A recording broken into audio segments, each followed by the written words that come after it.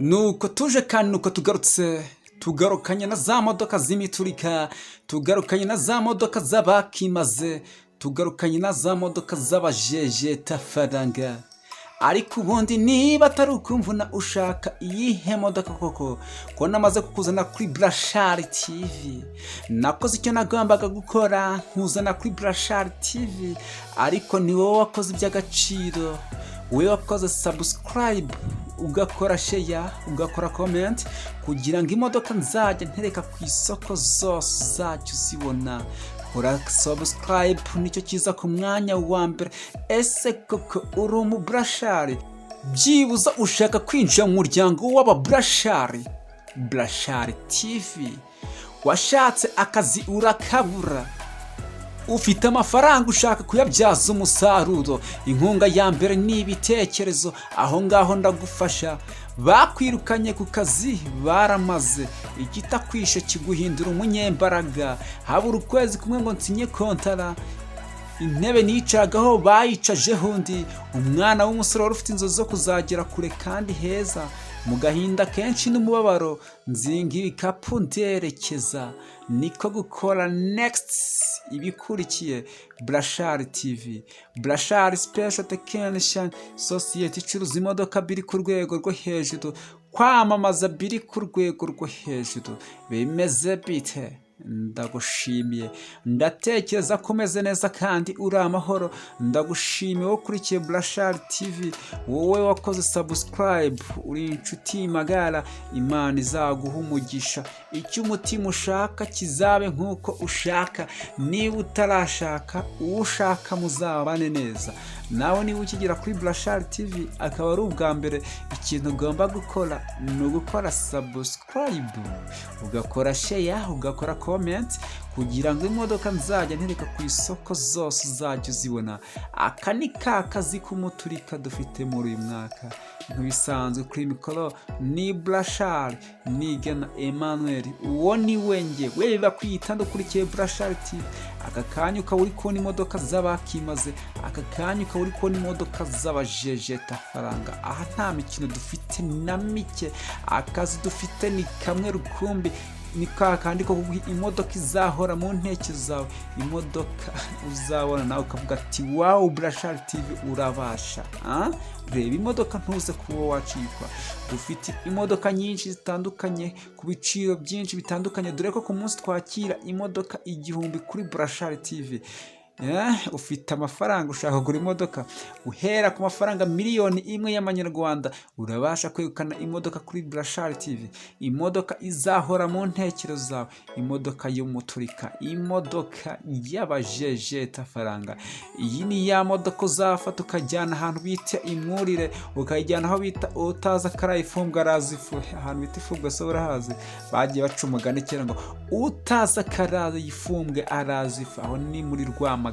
Ugafata imodoka ukajyana Nyamasheke, ukayijyana ku Kibuye, ukayijyana Rusizi, ukayijyana Mbugangari, Musanze, Kiramuruzi, igashora mu karere ka Bugesera ku mupaka Nemba, ukazamuka hose hari aba Brashari. Hanyuma wageze bakavuga ati imodoka uyivanye he bro? Ukavuga ati imodoka nyivanye kuri Brashari TV. Wareba igiciro wayiguze, bakavuga ati natwe turangire Brashari TV ahantu akorera. Ukavuga ati muhamagara kuri 0788977423. Nizo nimero ubona kuri screen ya Brashari TV. 0788977423. Izo nimero ziduhamagara ushaka imodoka yo kugura cyangwa ufite imodoka ugurisha, imodoka nziza cyane. Ndetse wanaziduhamagara ushaka inkunga y'ibitekerezo, kuko ikitakwishe kiguhindura umunyembaraga. Ese koko ndabasha si cyangwa ndapacapaca? Banyirukane ku kazi, ntibanyirukane kuri Brashari TV. None se ukurikije ibyambayeho, nibanyirukana uraza kubampa akazi? Brashari TV ni yanyu, uhafate nko mu rugo. Nuza kugura imodoka kuri Brashari TV uzaze wumva utuje nk'umwana ujya iwabo. Uzaze wumva utuje uvuga ati imodoka ndayicyura. pa uko byagenda kandi ko uzayicyura. Nta muntu n'umwe ugize kuri Burashari TV aje kugura imodoka ngo ataha atayiguze. Uwo ngo ntabwo ariyo yari yamuzanye, yari aje gusura bene wa mu mujyi wa Kigali, aje gufata irembo, niyo mpamvu atayiguze cyangwa akaza aje kurangura imyenda. Hari ukuntu umuntu azaje kurangura imyenda agahita batereka mbanze njye kwisuhuriza na Burashari, akaza akansuhuza hanyuma tukapanga uburyo ki azagura imodoka. Ikindi gihe yabitekereje, kuko urabitekereza ukavuga ati njye ndashaka kuza kugura imodoka kuri Burashari TV, ukaza aricyo kikuzanye nta bindi bintu bikuza, udaca hirya hino ngo urabona ndabanza njye gusuhuza anko. Urabona guturuka ahantu bita i Rusizi, ntabwo ushobora guturuka i Rusizi uje kugura imodoka ngo utahe utayiguze. Byaciye mu zihe nzira se? Ahubwo ikintu gishobora gutuma uturuka i Rusizi cyangwa za Nyamasheke ugataha utaguze imodoka kuri Burashari TV nuko uwo wazanywe na twinshi. Ahangaha umutima werekeza kuri Burashari TV, ukavuga ati nta kindi kinzanye nje kugura imodoka kuri Burashari TV.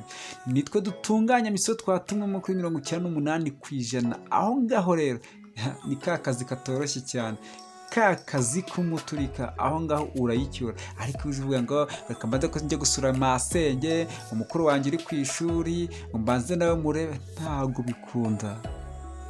bikunda.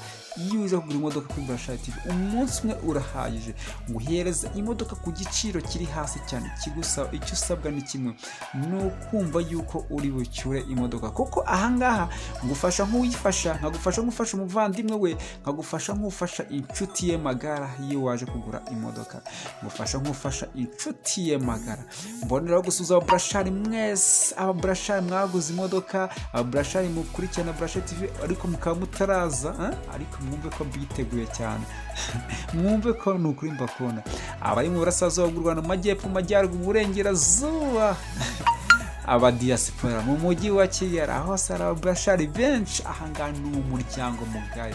Iri ni itsinda rikomeye cyane ry'aba Burashari, ni umuryango mugari.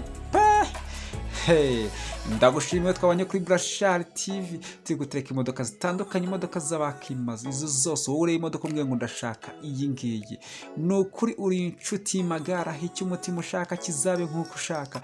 Niba utarashaka uwo ushaka muzabane neza. Nawe niba ukijya kuri Burashari TV akaba ari ubwa mbere, ikintu ugomba gukora ni ugukora subscribe, ugakora share, ugakora comment, kugira ngo imodoka nzajya ntereka ku isoko zose uzajya uzibona. Aka ni ka kazi k'umuturika dufite muri uyu mwaka. Nk'ibisanzwe kuri mikoro wari kumwe na Burashari TV. Tuzasura ubutaha. See you. Bye bye.